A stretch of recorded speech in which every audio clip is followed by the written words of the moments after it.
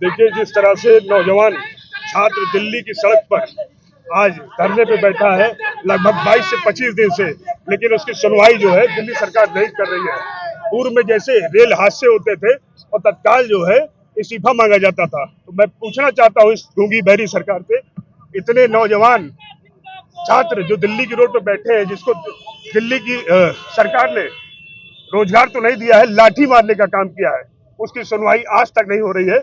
जिस तरह से हमारे राष्ट्रीय अध्यक्ष श्री अखिलेश यादव जी को भी कल गिरफ्तार किया गया है, उसके भी विरोध में और जो छात्रों पर लाठीचार्ज हो रही है उसके विरोध में आज हम लोग अयोध्या की धरती पर धरने पर हैं। महिलाओं के साथ वहाँ पे बर्बरतापूर्ण व्यवहार किया गया और आंसू गैस के टीयर गैस छोड़े गए, इसको लेकर क्या कहना चाहिए? देखिए, जो आप कह रहे हो महिलाओं के साथ, छोटे छोटे बच्चे जो नीट का परीक्षा लीक हुआ और आज तक जो है 12 साल में लगभग 90 से 100 पर्चे जो है लीक हो चुके हैं, और अभी जो लाठीचार्ज हुई है उसमें लड़कियां भी थी, बच्चियां भी थी, उनके साथ दुर्व्यवहार किया गया है। बहुत से ऐसे लोग थे जिनके जो वर्दी में नहीं थे, उन्होंने वहाँ पे लाठियां चलाई, नौजवानों को पिटाई की। देखिए, जैसे सोशल मीडिया में पूरी दुनिया ने देखा कि कुछ जो है वर्दी भी नहीं थी और उनके सीने पे जो बैच होता है वो भी नहीं था, और वो लोग लाठियों से नौजवान छात्रों को पीट रहे थे और महिलाओं के साथ अभद्रता कर रहे थे। अंतर पर युवाओं के साथ बहुत ही गलत व्यवहार किया गया, उसको लेकर समाजवादी पार्टी के राष्ट्रीय अध्यक्ष ने भी दिल्ली जंतर मंतर का अपोज किया था, उनको डिटेन कर दिया गया था, उनको हिरासत में लिया गया था। आप उसी के विरोध में यहाँ धरना प्रदर्शन कर रहे हैं, क्या कहते हैं? देखिए, आज अजीत प्रसाद जी के नेतृत्व में यहाँ हजारों सैकड़ों की तादाद में यहाँ युवा और हमारे जो नेता हैं सब इकट्ठा हुए।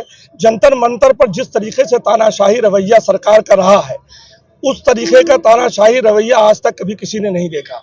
अतुल प्रधान जी जो एक शिक्षा मंत्री हैं और किसी तरीके से भी शिक्षा मंत्री के लायक नहीं ना। नीट की परीक्षा लीक हो जाती है, लोगों के पास प्रमाण है, मौजूद है, छात्रों की बात सुनने के बजाय छात्रों पर लाठी बांधी जा रही है, लाठी के साथ साथ लड़कों के, बच्चों के, औरतों के कपड़े फाड़े जा रहे हैं।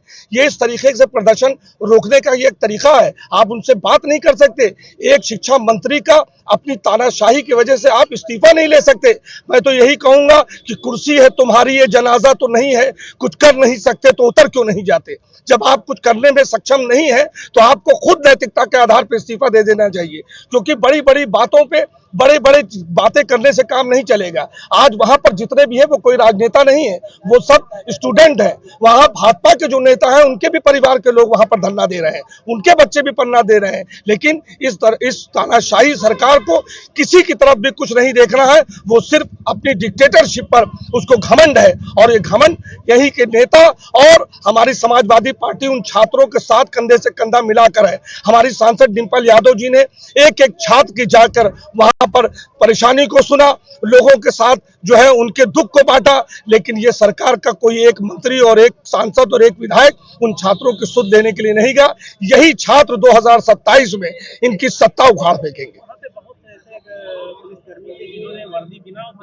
देखिए, बगैर बैच के आप यहाँ भी पुलिस वाले आए हैं, बैच पे वर्दी लगाए हुए हैं, उनको सरकारी गुंडों को संरक्षण देकर वहां पर बुलाया गया और छात्रों पर लाठीचार्ज कराया गया। खुलेआम मीडिया दिखा रही है कि उनके ना बैच है ना उनकी वर्दी है, आखिर उनके हाथों में डंडा क्यों है? ये प्राइवेट लोगों को बुलाकर वहां पर छात्रों को पिटवाया गया है, जिसकी हम समाजवादी पार्टी घोर निंदा करते हैं।